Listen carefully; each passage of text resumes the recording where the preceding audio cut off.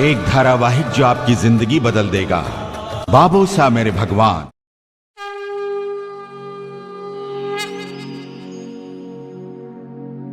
मैं ब्रह्म हूं, इस संपूर्ण ब्रह्मांड का रचनाकार, शक्ति का साकार रूप। मैं हूं परात्पर ब्रह्म, अक्षर ब्रह्म। मैं ब्रह्म हूं। हे मानव, देखा किस प्रकार बुरे ग्रह और बुरे व्यक्ति अच्छे भले इंसान की मति को भ्रमित कर देते हैं। सेठ कल्याणमल ने भ्रमित होकर उमाकांत को नौकरी से हटा दिया। क्या बाबूसाहब भगवान उमाकांत के कष्टों को दूर करेंगे? तो इसका उत्तर होगा अवश्य, क्योंकि उमाकांत के पिता रजनीकांत बाबूसाहब भगवान के परम भक्त थे। उन्होंने अपनी भक्ति की चरम सीमा को छुआ था। परिणाम स्वरूप उनकी भक्ति का फल उमाकांत को प्राप्त हुआ और वह बाबूसाहब भगवान के प्रिय भक्तों की श्रेणी में आ खड़ा हुआ।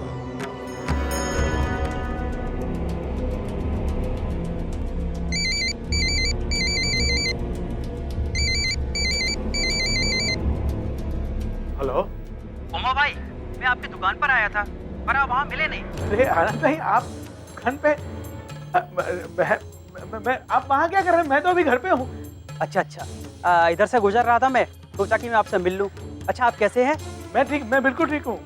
क्या है कि मेरे बेटे की इंजीनियरिंग का सिलेक्शन हो गया ना, तो उसी की तैयारी में लगा हूँ। अरे वाह, ये तो बहुत अच्छी खबर है, बधाई हो आपको। थैंक यू, धन्यवाद। हाँ, मैं आपको बाद में मिलता हूँ। ठीक है उमा भाई। अरे आप घर में क्या कर रहे हैं? काम पर जाइए। हाँ पापा, और मुझे भी हॉस्टल में जाना है। आपको याद तो है ना?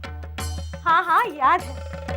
तेरे पापा कभी कुछ नहीं भूलते और उन्हें ये भी याद है कि तुझे पैसे चाहिए। वो तो है। अरे भाई, आज तक तुम लोग का कोई काम रुका है क्या? ये भी नहीं रुकेगा, हो जाए। पैसा तो सेठ जी के यहाँ से ही निकलेगा। वे अपने हाथ से दें या मैं अपने हाथ से ले लूं? अरे क्या सोच रहे हो, जाना नहीं है? हाँ, चल। हाय पापा। तेरे पापा फिर से भूल गए टिफिन। ओ, नई बात बताओ मम्मी। करमवीर जी, हाँ? बेटे की खुशी में आप खुद को भूल गए। क्या मतलब? रुकिए, मैं आ रही हूँ। अरे आप अपना टिफिन भूल गए। ये लीजिए। सचमुच बहुत ही भाग्यशाली हूँ।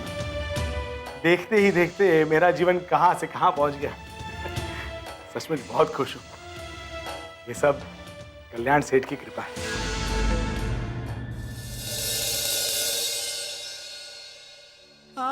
कल्याण भाई, बड़े सेठ जी के समय से आपके साथ, उन सबका वास्ता देकर के कहता हूं कि इस बार मुझे पैसे दे दीजिए। मेरा बेटा पढ़ लेगा तो मेरा पूरा परिवार आपको दुआई देगा। मैं सबको कहूंगा कि आपकी वजह से मैं मेरे बेटे को पढ़ा पाया हूं।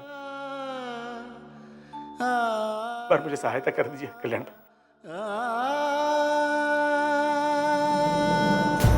देखो उमाकांत, जो देना था मैंने दे दिया, जो कहना था कह दिया। मैं खुद भी बहुत मुसीबत में हूँ, फिर भी 1 लाख रुपया मैंने आपके पुराने रिकॉर्ड को देख के दिया। अब इससे ज्यादा मैं कुछ नहीं कर सकता। कल्याण भाई, हमारे लिए तो आप ही कुबेर हैं। इस बार सहायता कर दीजिए कल्याण। उमाकांत, तुम समझते क्यों नहीं? मैंने कहा ना, मैं इससे ज्यादा नहीं कर सकता।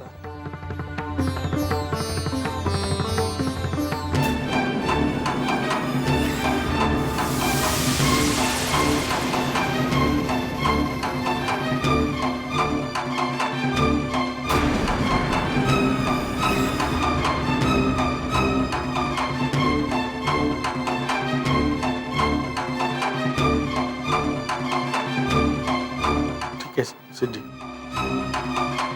आज्ञा दीजिए।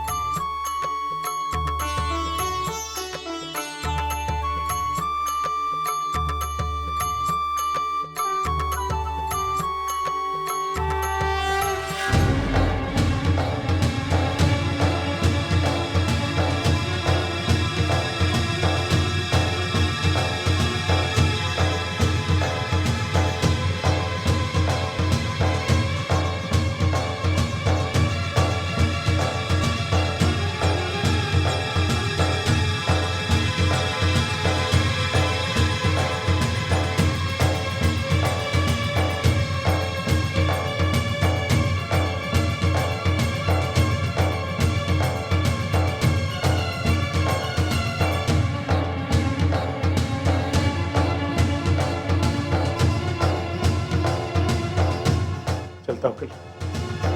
दुआ करिएगा कि मेरा काम हो जाए। उमाकांत, मैं तो अपने लोगों के लिए हमेशा दुआ करता हूँ, तुम्हारे लिए एक बार फिर करूँगा। ठीक है उमाकांत, आते जाते रहना। आता जाता रहूंगा सेठ जी।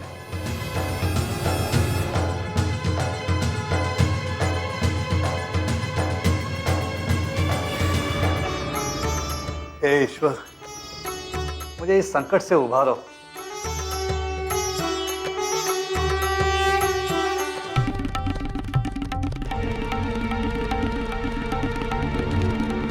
सेठ जी, ये उमाकांत क्यों आया था?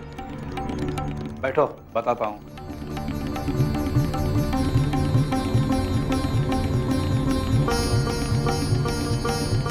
उसके बेटे की कॉलेज में एडमिशन हो गई है। उसे अब फीस के लिए 6 लाख रुपए चाहिए।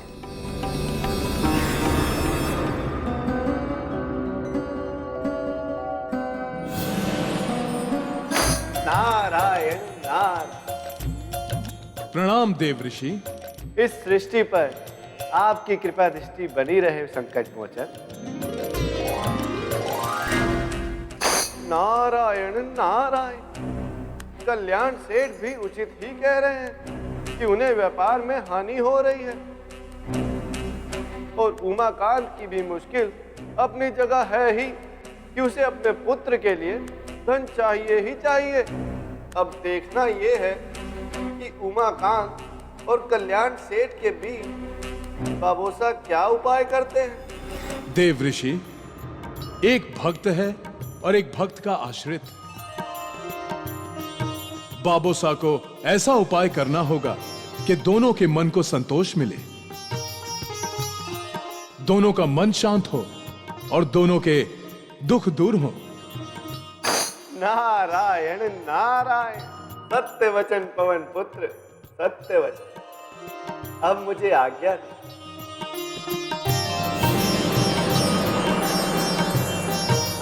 भक्तों पर सदैव कृपालु रहना ही देवताओं का गुण है। सबका कल्याण हो, सबको सद्बुद्धि आए।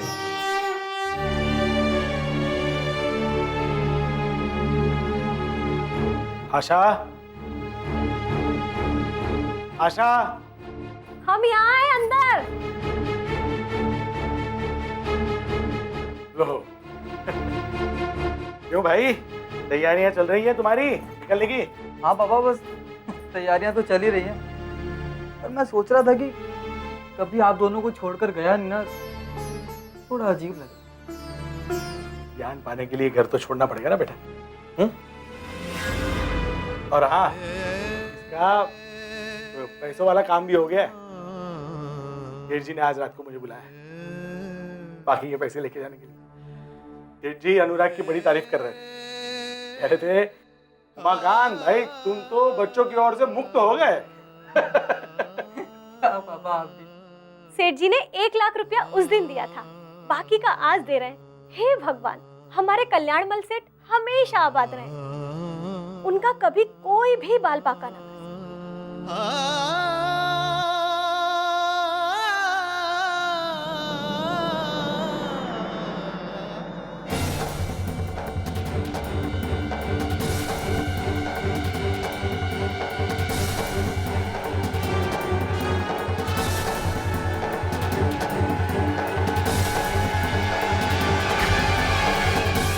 धंधा मंदा चल रहा है कल्याण भाई? जी मंजू भाई साहब, धंधा थोड़ा मंदा चल रहा है, अभी हो गया। धंधा मंदा हो तो चलेगा कल्याण भाई, लेकिन मन गंदा हो तो कैसे चलेगा?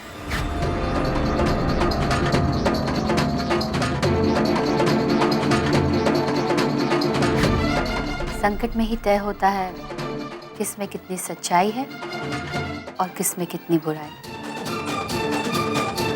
कितना भगवान तत्व है और कितना शैतान तत्व।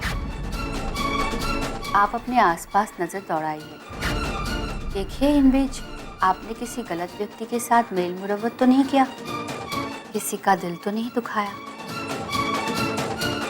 धन के लोभ में कुछ ऐसा तो नहीं किया जो आपको नहीं करना चाहिए।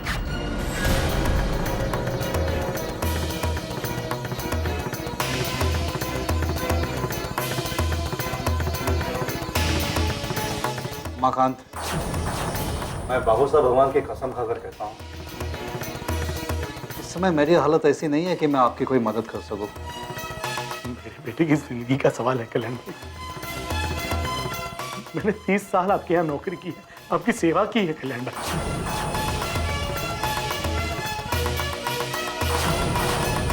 तो मैंने सोचा है कि कुछ लोगों को काम से हटाया जाए। ना चाहते हुए भी मुझे आपको काम से हटाना पड़ेगा। मैं मजबूर हूं और कोई रास्ता नहीं मेरे पास। सेठ जी, ये तो पगार थोड़ी और कम कर दीजिए, लेकिन काम से न निकले सेठ जी। सेठ जी, बताने समझाने के लिए कुछ खास नहीं है। हमारे शोरूम की जितनी बिक्री होती है उससे कहीं ज्यादा हम लोग तनख्वाह बांट रहे हैं। मेरी मानिए सेठ जी, तो हर शोरूम से अगर हम 3-3 लोगों को निकालें तो 24 लोगों की तनख्वाह बचेगी।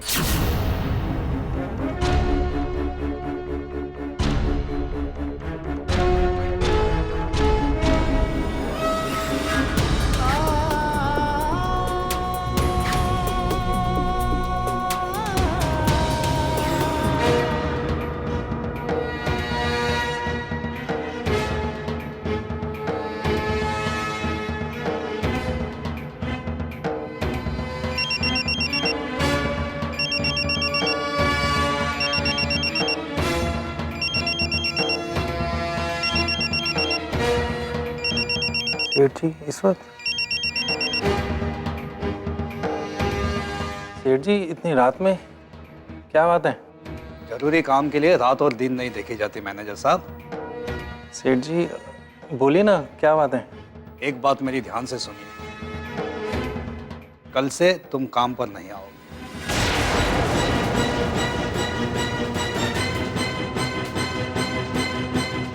सेठ जी, ऐसा मत कहिए सेठ जी, मैं बर्बाद हो जाऊंगा सेठ जी। बर्बाद तो तुम मुझे कर रहे हो। तुम्हारी गलत सलाह से मैंने बरसों से मेरे भरोसे से काम करने वाले लोगों को मैंने बाहर कर दिया। तुम्हारे कहने से मैंने उत्तम को काम से निकाला, महेंद्र को निकाला, चरण को मैंने बाहर किया, भैरव, दुर्नाथ, हरीश, मोहर, उमाकांत, इन सबको तुम्हारे कहने से मैंने बाहर निकाला। इतने सालों से मेरे साथ वफादारी से काम कर रहे थे ये लोग। सेठ जी, लेकिन वो लोग तो आप पे बोझ थे सेठ जी। कौन बोझ था और कौन बोझ है, ये सब मैं अच्छी तरह से समझता हूँ। तुम अपने लिए एक दूसरा काम ढूंढ लो और मुझे माफ करो। सेठ जी, हेलो।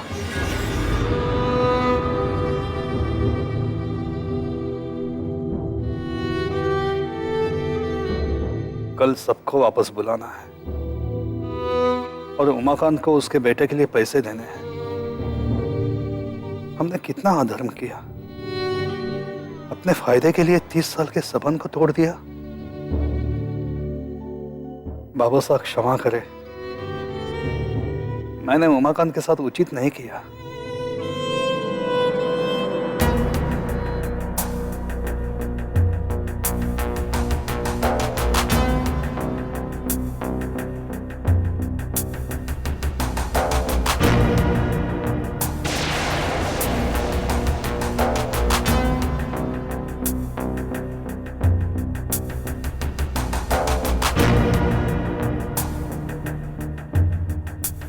उमाकांत, तुम वहां चोरी करोगे जहां तुमने 30 साल रोटी खाई है? ये तो नमक हरामी है उमाकांत।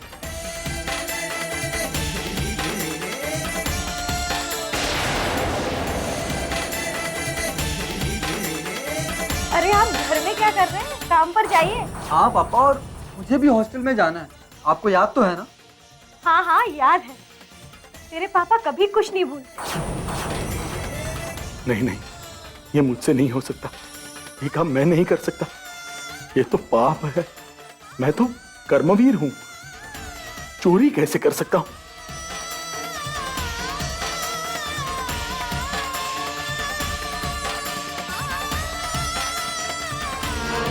अब और कोई रास्ता नहीं है उमाकांत।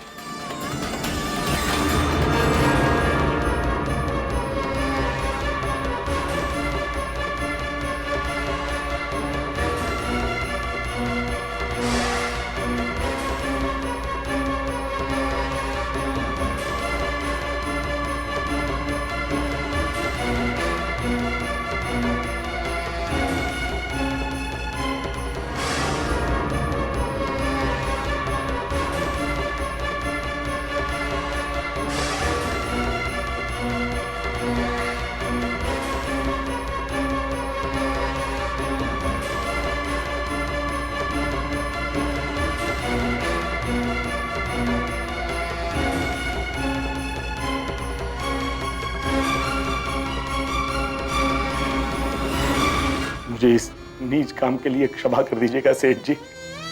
30 साल तक मैंने आपका नमक खाया और आज मैं नमक हरामी करने चला हूं।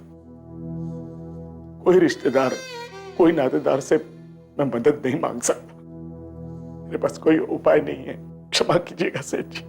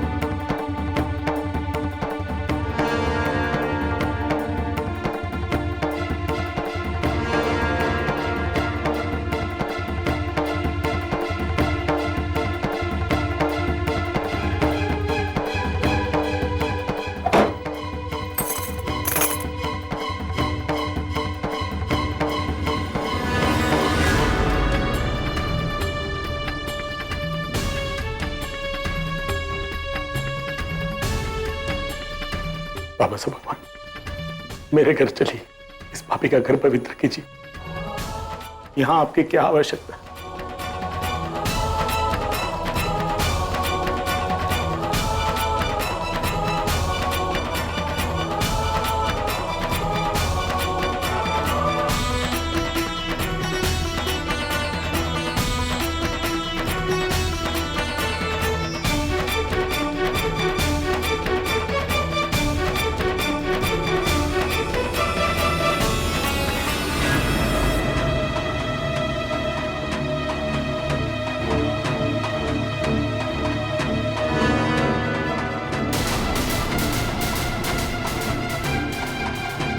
अरे कौन है वहां?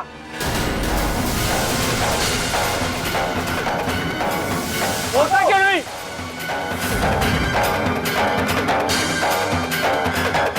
अरे भागा कहां जा रहा है? अरे रुक!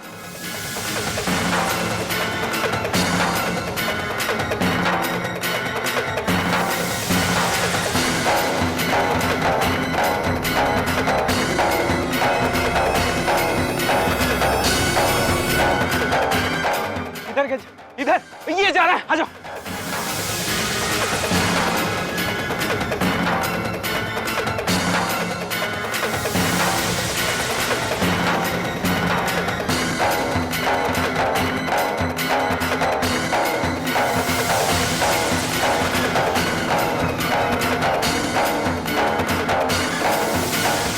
किधर गया? हाँ, इधर ही तो आया था, किधर चला गया? अरे वो निकल गया, बहुत तेज गया वो। अरे चोर है, चोरी करने के लिए फुर्ती होनी ही चाहिए। चोर का गुण ही गाओगे, थाने चल के चोरी की सूचना भी दोगे। ठीक है चलो, चल के उसकी सूचना देते। पता नहीं किधर हवा हो गया।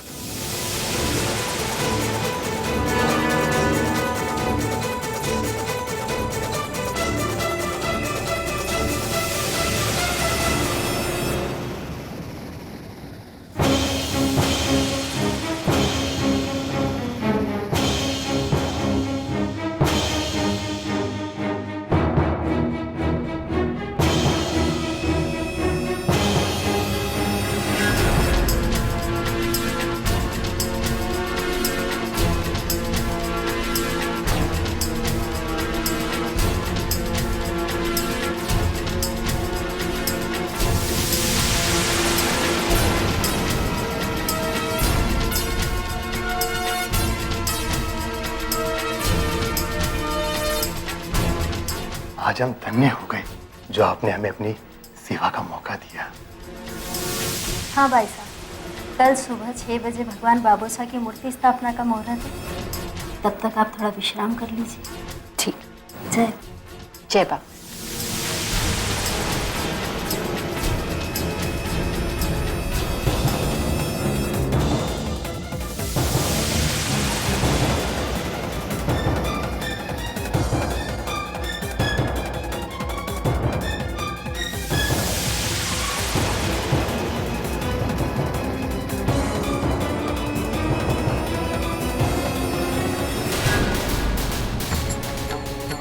अपने सुख के लिए दूसरों के सुख में सेंध लगाना अन्याय है। ऐसा करके पाया गया सुख आपको भविष्य में बड़ा दुख देता है। जो करो ये देख लो कि इससे किसको क्या मिलेगा।